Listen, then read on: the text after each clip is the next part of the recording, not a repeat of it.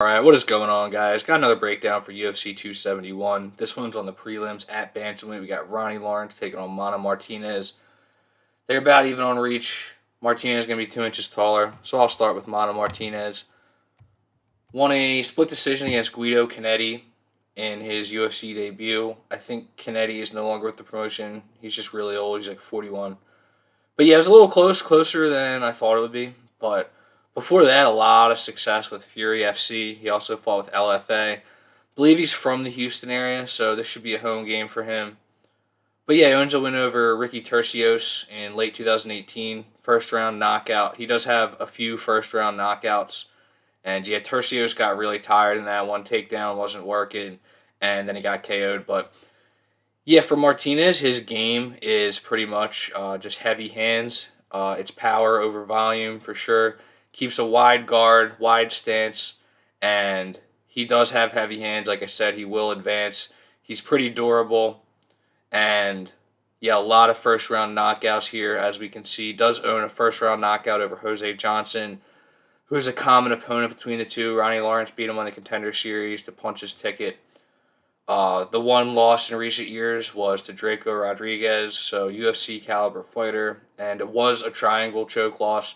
And that is the thing with Martinez on the ground. It's not like he's terrible, but I don't think he's anywhere near the level of Ronnie Lawrence.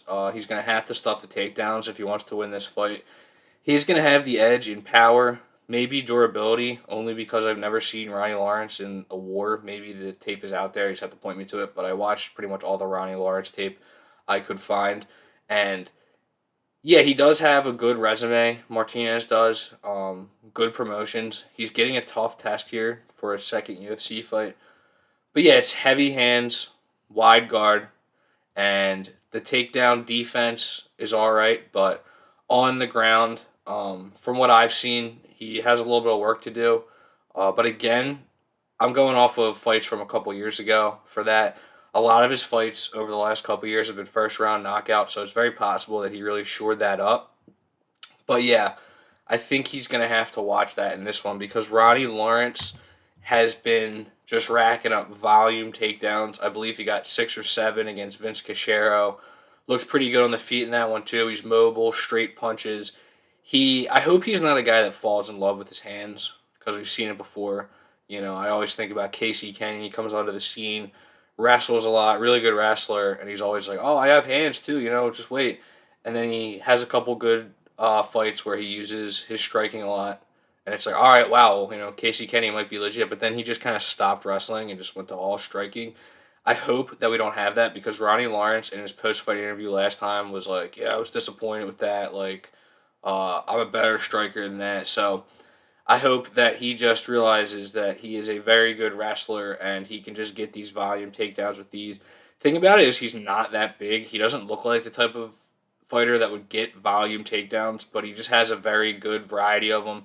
He gets deep underhooks and has good trips as well. Good top control, and he did get the ground and pound KO against Vince Cachero when it wasn't really looking like he was going to. It looked like he was kind of cruising to a decision, but then he just gets the finish in the third round. So solid win. Against Jose Johnson, he had a size disadvantage, and again, just volume takedowns. So very, very impressive over the last 2 fights with Ronnie Lawrence. We know what we're going to get. We know he has the edge in takedown ability and grappling. Striking, I hope he doesn't strike with Martinez because Martinez has heavy hands and that would not go well for him. I hope he wrestles early. If you're going to bet Lawrence, that is, he should wrestle early and try to get him tired. But the other thing that just gives me a little bit of pause with Ronnie Lawrence is he's 7-1, so not a ton of experience. He had some time off from 2016 to 19. I'm not sure if it was an injury or something like that. I could go look into it, but yeah, he had some fights in the last couple years or the last year fall through.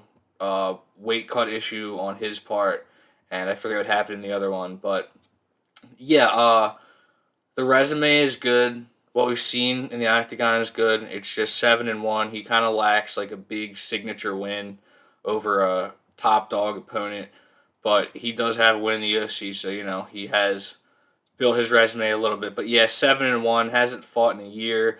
It's just a little bit of, it's tricky to justify Ronnie Lawrence minus 300, given all these things, which I'll just segue into that.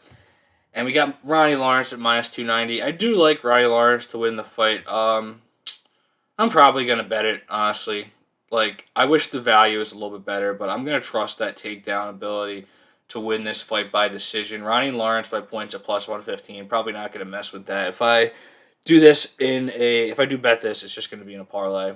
Um, but yeah, from what I've seen with Mana Martinez, I think that Ronnie Lawrence is going to be able to fight his fight, get the takedown, and be imposing on the ground.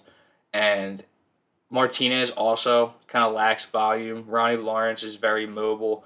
I think he can stay out of the way of Martinez's power hooks, but you know, Martinez needs to have his respect. He's a decent fighter. He's got a lot of power. He's younger. He's only 25, so he's also an evolving fighter. I just think he's a lot more low key than Ronnie Lawrence, and you know, at plus 225, the value could be there on him if you could talk yourself into it. And it's like, yeah, I do like Martinez's game. I'm curious to see what we get from him in the future, but I just think this is a tough matchup for him. But at the same time, it is a little bit of a steep price, so I've still got to decide if I want to bet this one. I made my other bets, but if I do make another bet, another like doubles parlay, Ronnie Lawrence will probably be included in it. But again, I can't decide because minus 300 is a Husky line, and while I like Ronnie Lawrence, I like his game. I'm just not sure if I'm ready to trust him at minus 300. But on paper,